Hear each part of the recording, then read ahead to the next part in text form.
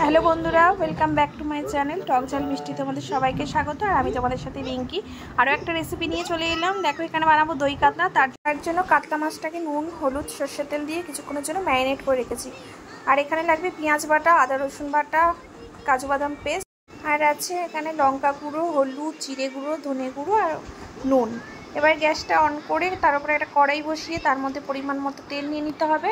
তারপর ম্যারিনেট করা মাছগুলো একটা একটা করে ভেজে নিতে হবে।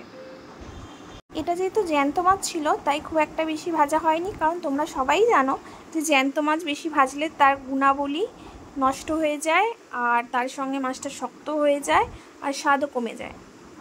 তো যেই কারণে মাছটাকে খুব হালকাভাবে ভেজে নেওয়া হয়েছিল। তো দেখো, এইভাবেই সব কটা মাছ ভেজে রাখা হয়েছিল। তোমাদের সাথে সব কটা মাছ ভাজা শেয়ার করিনি, কারণ এই ভিডিওটা বেশি বাড়াতে চাইনি, অল্পের মধ্যে রাখতে চেয়েছি, যার কারণে আমি এইটুকু ক্লিপই তোমাকে শেয়ার করলাম। তারপর সেই গরম তেলেই দুটো এলাচ, দারচিনি, শুকনো লঙ্কা আর কিছু গোটা জিরে ফোড়ন হিসেবে দিতে হবে। দিয়ে একটু নাড়াচাড়া করে তার মধ্যে দিতে হবে পেঁয়াজ বাটা।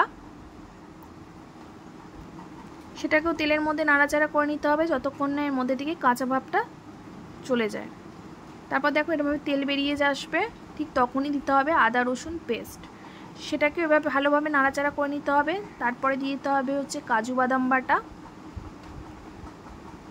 এখানে একটা তেজপাতাকে দুভাগে ভাগ করে দেওয়া হয়েছিল, তোমরা যদি চাও এটা ফোড়নেও দিতে পারো, আবার এভাবেও দিতে পারো। তারপরে দিয়ে দিতে হবে আগে থেকে ফেটিয়ে রাখা টক দই।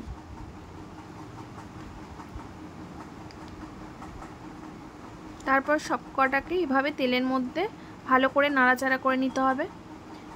তারপর দিতে হবে হচ্ছে স্বাদ মতো চিনি, তোমরা যদি চাও চিনিটাকে স্কিপও করতে পারো। তারপরে দিতে হবে হচ্ছে হলুদ গুঁড়ো, স্বাদ মতো লবণ, পরিমাণ মতো লঙ্কা গুঁড়ো, তোমরা যে যেরকম ঝাল পছন্দ করো সেই অনুসারে দেবে। তারপরে দিতে হবে ধনে গুঁড়ো, তারপরে দিতে হবে জিরে গুঁড়ো। তারপর সমস্ত মশলাকে এভাবে তেলের মধ্যে কষিয়ে নিতে হবে যতক্ষণ না মশলার থেকে তেলটা বেরিয়ে যাচ্ছে, ঠিক ততক্ষণ সমস্ত মশলা এইভাবেই ঠিক কষিয়ে নিতে হবে। তোমরা যদি চাও এর মধ্যে কাঁচা লঙ্কা দিতে পারো, আবার স্কিপও করে যেতে পারো। কাজু বাদাম পেস্টটা যে বাটিতে রাখা হয়েছিল সেই বাটিরই জল একটু এর মধ্যে দিয়ে ভালো করে মশলাটাকে কষিয়ে নেওয়া হয়েছিল। এবার দেখো মশলা থেকে তেল বেরিয়ে গেছে, তো এই অবস্থায় জল ঢেলে দিতে হবে পরিমাণ মতো। আর এখানে আমরা কাঁচা লঙ্কা অ্যাড করেছি, কারণ আমাদের কাঁচা লঙ্কা খেতে ভালো লাগে এবং ফ্লেভারটাও খুব ভালো লাগে। তোমরা যদি চাও অ্যাড করতে পারো, আমাদের যদি ভালো লাগে, আর নয়তো স্কিপ করে যেতে পারো। দেখো জল ফুটে গেলে আগে থেকে ভেজে রাখা মাছগুলো একটা একটা করে দিয়ে দিতে হবে।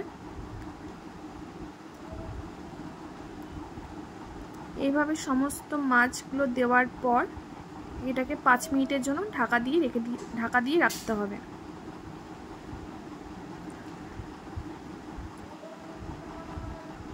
পাঁচ মিনিট হয়ে যাওয়ার পর যখন এই অবস্থায় আসবে তখন আমাদের গ্যাস অফ করে দিতে হবে, কারণ রেডি আমাদের দই কাতলা। তারপর আমরা সার্ভ করে নেবো অন্য বাটিতে। তোমাদের কেমন লাগলো ভিডিওটা নিশ্চয়ই কমেন্ট বক্সে কমেন্ট করে জানিও। তো আজকের মতো এইটুকুই, আবার আসছি নতুন কোনো ভিডিওর সাথে, ততক্ষণের জন্য টাটা।